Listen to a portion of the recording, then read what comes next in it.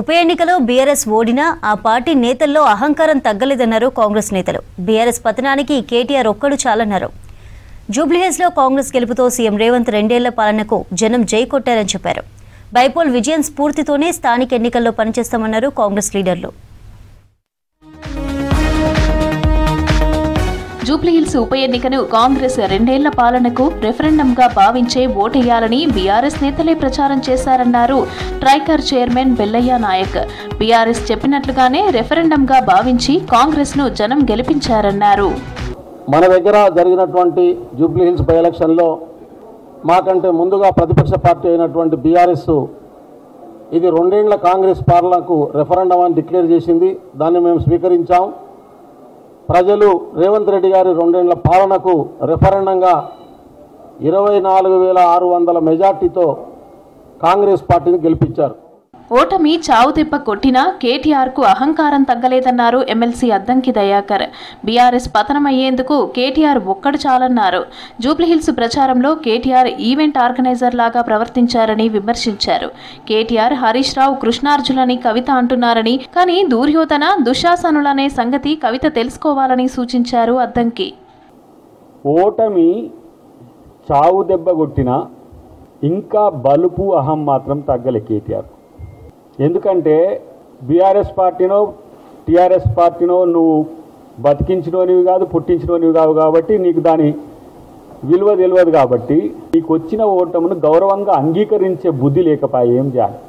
ఇలా కవిత గారు మాట్లాడుతూ చెప్తున్నది, కృష్ణార్జునుడు కలిసి కేసీఆర్కు కళ్ళకు గంతలు కట్టిండని.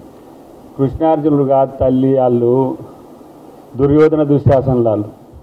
జూబ్లీహిల్స్ గెలుపు స్ఫూర్తితోనే స్థానిక సంస్థల ఎన్నికల్లో ఘన విజయం సాధిస్తామన్నారు ఎమ్మెల్యే మురళీ నాయక్. బైపోల్లో కాంగ్రెస్ విజయంతో మహబూబాబాద్ జిల్లా కేంద్రంలో సంబరాలు జరుపుకున్నారు. వీధుల్లో పటాకులు కాల్చి స్వీట్లు పంచారు. సీఎం రేవంత్ రెడ్డి 2 ఏళ్ల పాలనలో చేసిన అభివృద్ధి పనులకు ప్రజలు జై కొట్టారని అన్నారు మురళీ నాయక్. ఇప్పటి వరకు ప్రజలు ఎంతసేపు సంక్షేమ పథకాలు అభివృద్ధి చేస్తున్నారు కానీ ప్రజల్లోకి వెళ్ళట్లేదు అనే నానుడు ఉండేది. కానీ నిన్న జరిగినటువంటి ఎన్నికల సందర్భంగా ప్రజలకు తెలిసి వచ్చింది. ఎందుకంటే ప్రతి ఇంట్లో ఒకరికో ఇద్దరికో సంక్షేమ పథకాలు అందుతూనే ఉన్నాయి. అందిన సంక్షేమం అభివృద్ధే ఈ రోజు గెలుపుకు నాంది అనే విషయం మీరందరూ గుర్తుపెట్టుకోవాలి. బీజేపీ బీఆర్ఎస్ ను ప్రజలు లైట్ తీసుకున్నారన్నారు కాంగ్రెస్ నేత చనగాని దయాకర్. ప్రజాపాలనకు రేవంత్ కు ప్రజలు 5 స్టార్ రేటింగ్ ఇచ్చారన్నారు. జూబ్లీహిల్స్ గెలుపుతో మరింత ఉత్సాహం పెరిగిందన్నారు.